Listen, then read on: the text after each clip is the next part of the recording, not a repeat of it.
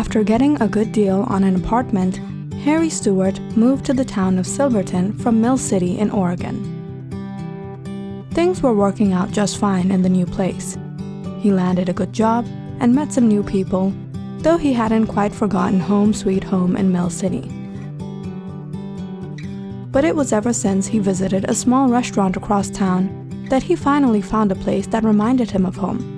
It was last weekend that one of his friends had taken him there, and Harry was sure to note down the address.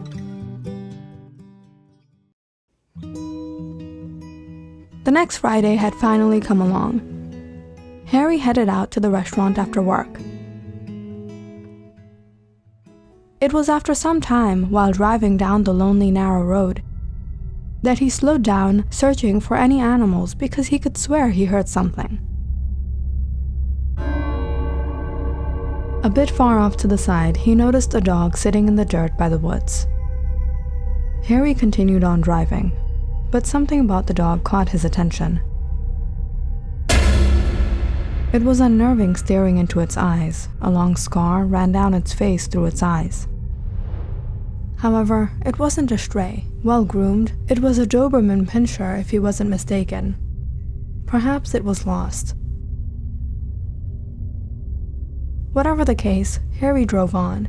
He hadn't paid any heed to the dog until the very next day on the way to the restaurant. He was surprised to see the dog sitting right where it was the night before. Harry stopped the car and stepped out. He first scanned the area. The road was eerily quiet. Harry was practically in the middle of nowhere. He stooped down to the dog and carefully searched for a collar. Dobermans could be highly aggressive. He didn't want to provoke it. "Are you lost, fella? How did you get here?" Harry playfully took a twig and threw it just a distance away. The dog immediately went after it and brought it back in its mouth. Harry raised his brow. Trained. Harry looked around again before he patted the dog. He wasn't sure what to do about this dog. The look in its eyes were so intimidating, yet helpless all at once. "You want to come home with me, buddy?" he said as he walked the dog to his car. Luckily, he had an apple in his bag and gave it to the dog.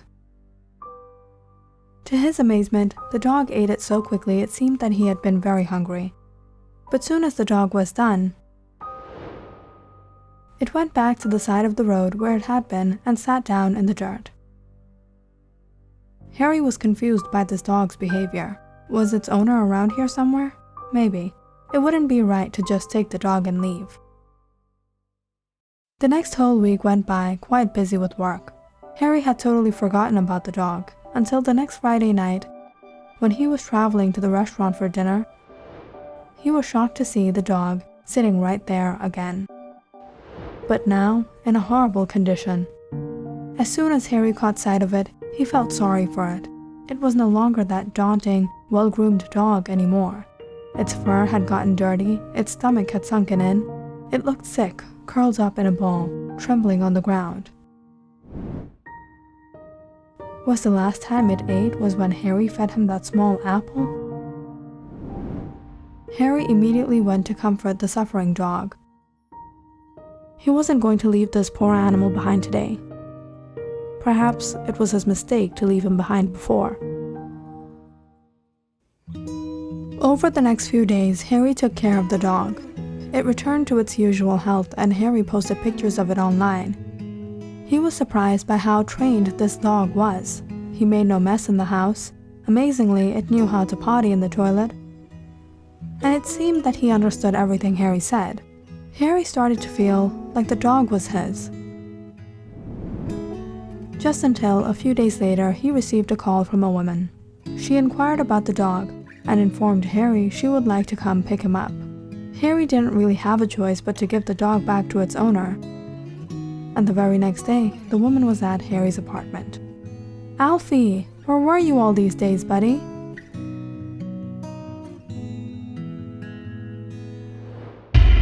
The woman gasped, touching the dog's scar. "How did this happen to you?" She then looked at Harry. "I don't know how to thank you. This is actually not my dog. It belongs to my boss, Scarlett Brennan. I'm her personal assistant, Emily." Emily took out a picture of herself, Scarlett, and Alfie. She then sighed and said, "The last time I saw Alfie was when Scarlett took him out to a party, the party from which neither Alfie nor Scarlett returned home again. I haven't gotten any information on Scarlett yet, but fortunately, you found Alfie. Who knows what he's gone through? Perhaps he could lead us to some clue." "Missing? Did you try contacting the police?" "Yes, I did, but the police haven't been any help. If you wouldn't mind me asking, where did you find Alfie?" "That's quite a long story. I follow this route across town every weekend. Seeing this dog sitting on the roadside in the exact same spot every time sparked my curiosity." "Here in Silverton? How did Alfie find his way to Silverton? It took me a while to get here. We live in Salem, and Scarlett had taken him in a totally opposite direction from here all the way to Portland." "Well, I've heard Doberman Pinschers can run 35 miles per hour. That's not the only thing they can do. Scarlett was very fond of this fella. She trained him herself. They were like soulmates. Alfie followed her everywhere. I'm just happy to have found him, and I hope we find Scarlett too." After Emily left with Alfie, Harry tried looking up Scarlett Brennan. Her disappearance was very unusual. She was last seen at a party to which her friends gave witness to. The only suspicious part seemed to be that Scarlett refused to carpool back home with them and went off on her own with Alfie. So Scarlett reached Portland, but it was after the party that she failed to return home. It was 2 days after she was reported missing that Harry first spotted Alfie on the route in Silverton. Harry researched the matter, but finding no clues, he let it be. Come the next weekend, Harry was really missing Alfie again. He kind of wished if only he could see him on the way to the restaurant, but Alfie was now happy and safe. There were no regrets. Harry drove off the road when he suddenly heard a faint bark. He immediately stopped the car, seeing Alfie sitting where he first found him. Was Harry imagining this? He rushed out of his car and went to pick him up. No, it was really Alfie. Harry called Emily immediately. She got quite emotional when Harry asked her about Alfie. "Harry, I don't know when and how. Alfie ran away from the house the next day." "Calm down. I found Alfie. I'm bringing him back." Harry put down the phone and stooped down to the dog. "Why are you here, boy? What's wrong?" The dog paced around Harry's legs before it ran off into the woods. Harry called after Alfie as he followed him. The dog suddenly stopped a distance away and began scraping at the ground and growling. Harry stared at Alfie's unusual behavior. Alfie had never behaved like this with him before. That was when Harry noticed a glare of light buried in the soil. He furrowed his brows and started removing the dirt from the ground. It was a watch. As Harry dug deeper to unearth the watch, he was horrified discovering it was still on the wrist that it belonged to. He fell back in fright as Alfie continued to bark and jump excessively. In absolute shock, Harry called the police. When they arrived, the police exhumed the shallow grave and discovered the remains of none other than Scarlett Brennan.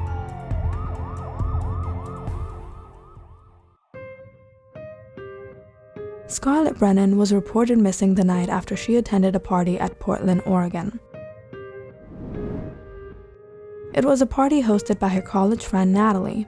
Scarlett was reluctant to bring Alfie, but Natalie loved playing with Alfie and requested her to bring him along, and she assured her only a few close friends would be there, so it wouldn't be a hassle.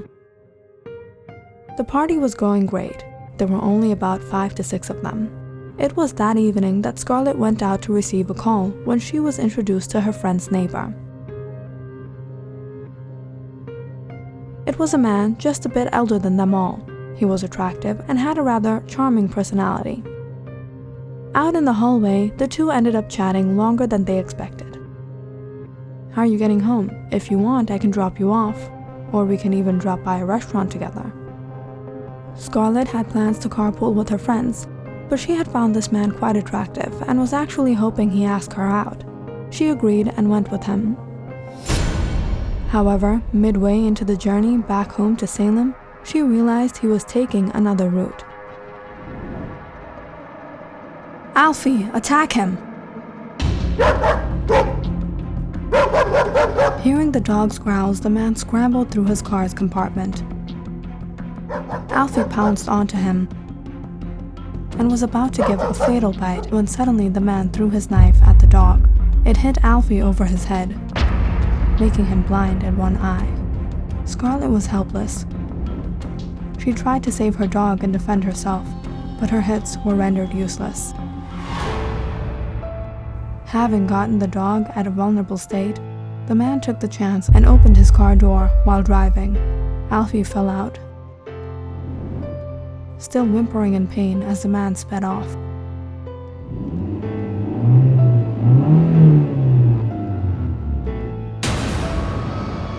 No one could hear her cry for help as the man had his way with her. He took her life and buried her somewhere in the woods, far away where people rarely went, where no one would ever find her.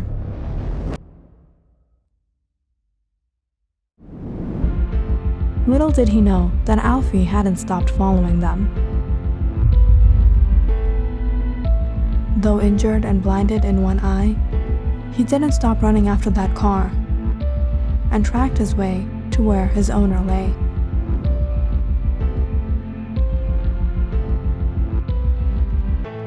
Where he waited for her to get up and take him back home, but she wouldn't.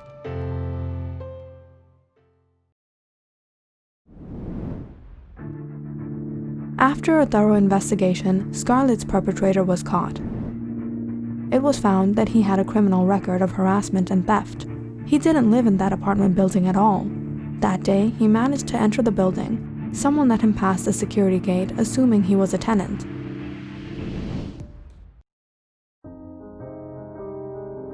Scarlett Brennan was finally given a decent burial.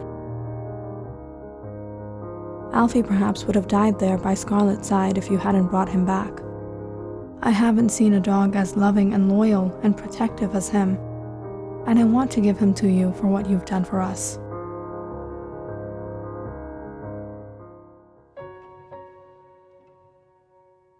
Alfie now lives with Harry in his apartment. He's Man's best friend, and they get along great.